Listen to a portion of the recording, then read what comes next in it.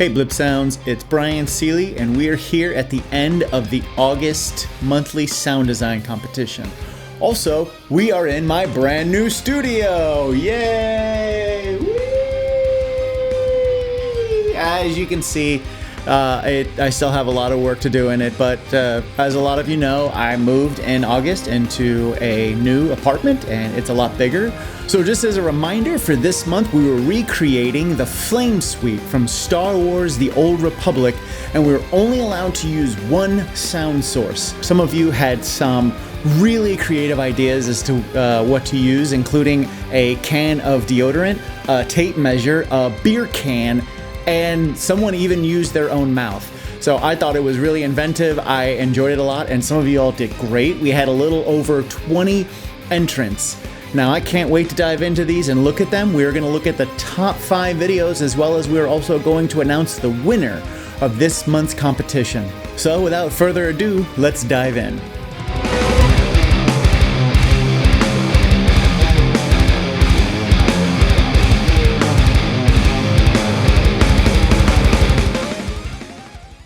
Okay, and coming in at number 5 is, and my apologies for mispronouncing your name, is Yuri Song, who used a tape measure. Let's go ahead and listen to their sound. A few of the videos that we're going to see added a little click at the beginning, and I like that. I thought that was a neat little touch. The setup is really good. I really like that attack. It's got a nice sharpness to it. Gives it a nice polish. So just some things to note, and you're going to see some of the other videos have done this. When the bounty hunter does the flame sweep, it's not just a flat sweep. It kind of starts and then zips around at the end. And some of the videos took the time to kind of accentuate that motion. So there was a little bit there, but I think you could have over-exaggerated that motion a little bit more. And like I said, we're going to hear some more of the others that have done that. And it just helps to sell that movement that's going on.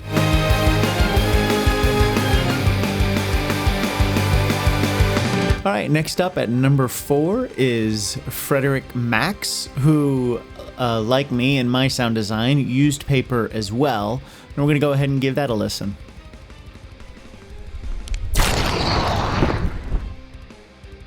Oh, I like the ambient sound you added underneath, just a nice little touch, and you also added the little click in at the beginning as well. I like the initial attack. It gives it a lot of power, nice good sharp sound for the fire. I can hear a little bit of motion from left to right, so some good panning decisions in there. It's really hard to make that happen, especially when you're trying to sync it to audio, but you did a really good job with that. And like I said in the video previous, I think you could have over accentuated that just a little bit more to add to that motion. I think you could have added some more low end to it to give it a little bit more weight to the attack. But overall, good frequency range. There's nothing that's really poking out to me. That's a good, that's standing out. I really like the feet sound at the end. That, again, you use low end in the feet sound to give it that weight that you're landing again. And I really do like that. Overall, great job on this video.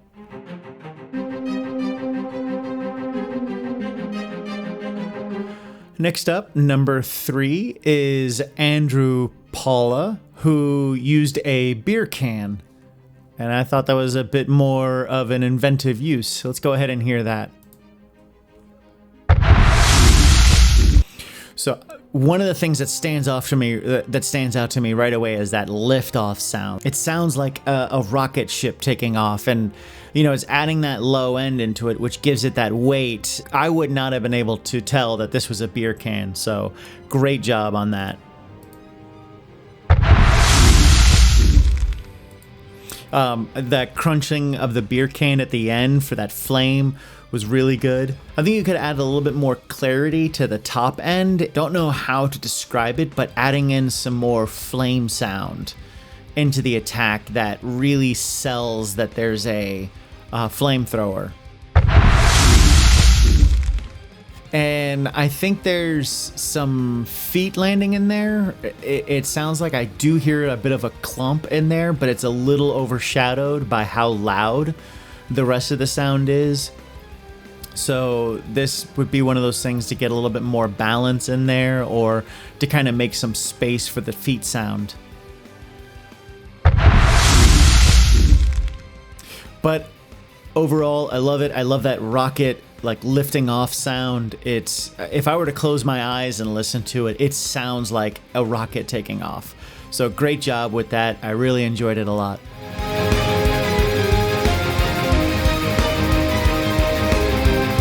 All right, number 2, we have Lewis Barn, who used a deodorant can. And let's check out their sound. The deodorant can I thought was really ingenious, because that propellant, like when you squeeze like the deodorant can, and then of course when you mess with the audio some, really gives that flamethrower sound. And I thought that was hugely inventive, and I'm really angry that I didn't think of that. Great attack. That great start of the sound, you give this sense that the rocket pack has engaged. It's not too heavy or overbearing.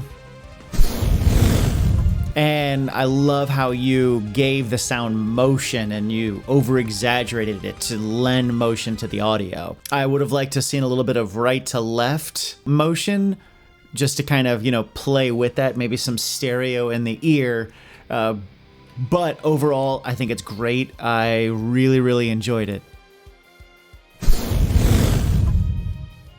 This personally was my top sound, and I thought you nailed it. So I like the fire sound. I think the spray can was a great choice, and like I said, I'm jealous that I didn't think of that. So great job overall.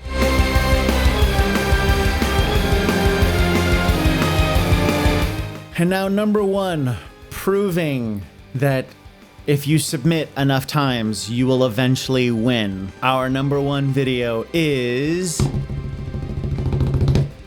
Jallo Yang. And Jallo has submitted quite a few competitions, and they've never made it into the top 5. And now they have the winning video. And Jallo used his mouth as his sound source. So let's go ahead and check this sound out.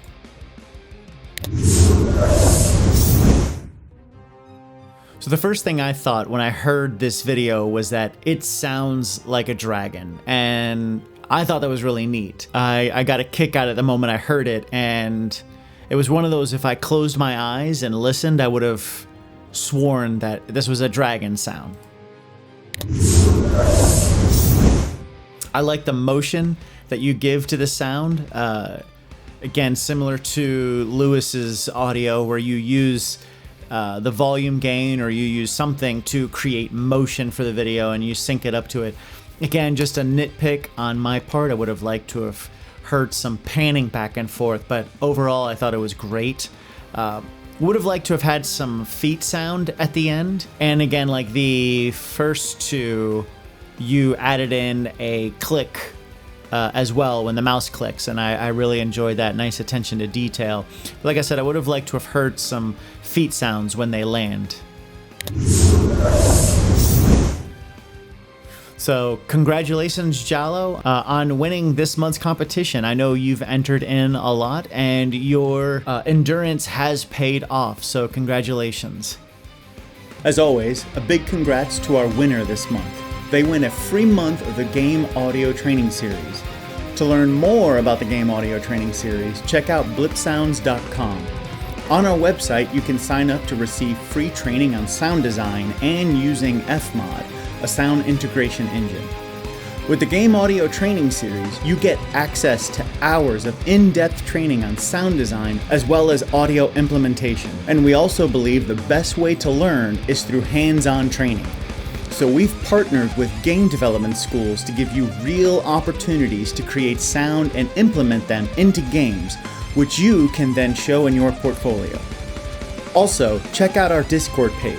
It's free to join, and you get the chance to hang out with other sound design enthusiasts and rub shoulders with current industry veterans. We also feature side quest challenges where you have only 30 minutes to create sounds for short videos. To learn more, come join us by clicking on the Discord link. And a big congrats to everyone that entered. I believe we had about 20 entrants this time around, and I'm really excited for next month. I think you all are going to have a blast with that.